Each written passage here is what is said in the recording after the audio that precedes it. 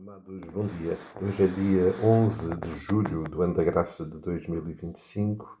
Sendo sexta-feira, terminamos também aqui a nossa sequência de reflexão e fizemos esta semana a partir dos dois últimos versículos do capítulo 7 de Mateus, do final do Sermão do Monte, que registra que quando Jesus terminou de preferir aquelas palavras, aquele sermão, as multidões estavam maravilhadas com a sua doutrina, com o seu ensino, e estavam porque eles ensinava com autoridade e não como eles habitualmente ouviam dos escribas. Isso tocou profundamente o coração daquela gente. E eu gostaria de terminar esta nossa semana pensando no seguinte: o Senhor Jesus, ao longo do Sermão do Monte, tem uma preocupação em cuidar do coração dos filhos de Deus, dos cidadãos do reino, ao contrário do que acontecia anteriormente, em que a vida do povo de Deus estava infelizmente marcada por uma experiência exterior. Tinham perdido o foco para o qual era um povo escolhido, o propósito de Deus, e desviaram-se porque deixaram corromper o seu coração, porque viviam mais preocupados com a parte exterior do que com a parte interior, e exteriormente não vai acontecer nada de significativo se não acontecer interiormente, e por isso o Senhor Jesus investe no coração. E o Senhor Jesus está investido no nosso coração. Ele sabe que é lá que tudo tem que acontecer, que tudo começa por acontecer. Olhar para este reino e olhar para a perspectiva de sermos cidadãos deste reino sem corações transformados não vai resultar em nada. E por isso o Senhor Jesus tem esta preocupação. Porque ao expor toda esta nova visão, que foi surpreendente para aquela gente que ouviu, e que ainda hoje é surpreendente, quando, quando percebemos aquilo que são as características deste reino e como aqueles que são cidadãos deste reino precisam de viver. Obviamente o Senhor Jesus tem uma expectativa de que essa transformação comece no nosso coração, no nosso interior, e depois naturalmente se possa manifestar exteriormente. Isso vai condicionar a nossa vida, a nossa identidade enquanto cidadãos do reino, enquanto filhos amados do Pai, enquanto discípulos de Jesus.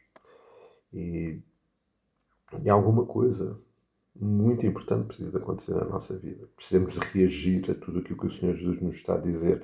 Não podemos só ficar impressionados, depois tem que haver alguma consequência na nossa vida prática. Eu queria só trazer à nossa reflexão ainda aquilo que está registado em Mateus, um pouco mais à frente, em Mateus capítulo 13, a partir do versículo 53. O Senhor Jesus regressa a Nazaré, a sua terra, a terra onde ele cresceu, e diz o versículo 53 que, tendo Jesus preferido estas parábolas, retirou-se dali, chegando à sua terra, ensinava na sinagoga, de tal sorte que se maravilhavam com o que dizia, e diziam: de onde vem esta sabedoria? E questionavam: não é este o filho do carpinteiro, de José e de Maria? Não viveu ele entre nós? De onde é que lhe vem tudo isto? E no versículo 57, apesar de maravilhados, diz o seguinte: e escandalizavam-se nele. Jesus, porém, lhes disse: não há profeta sem honra senão na sua terra e na sua casa.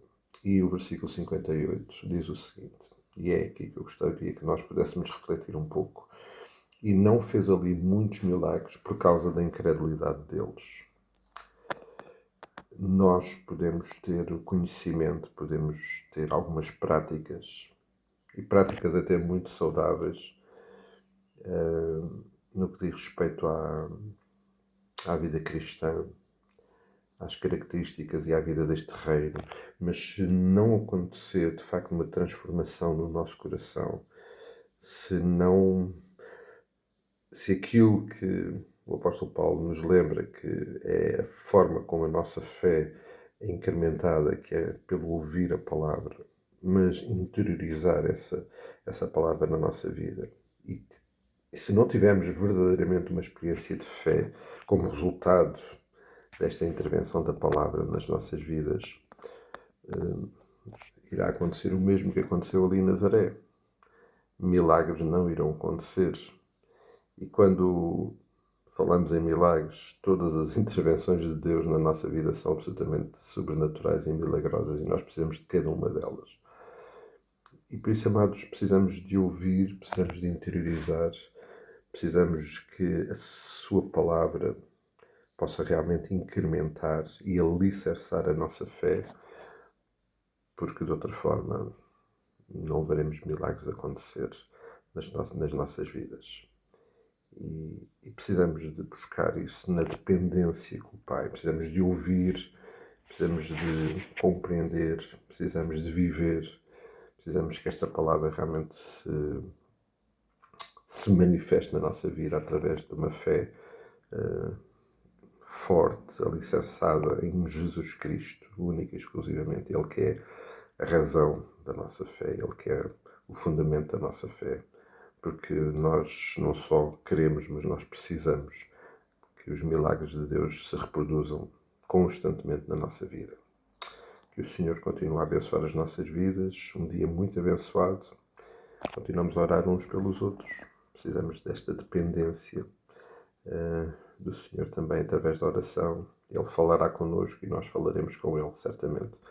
E querendo o Senhor, nos voltamos a encontrar por aí. Até lá, bênçãos do Pai.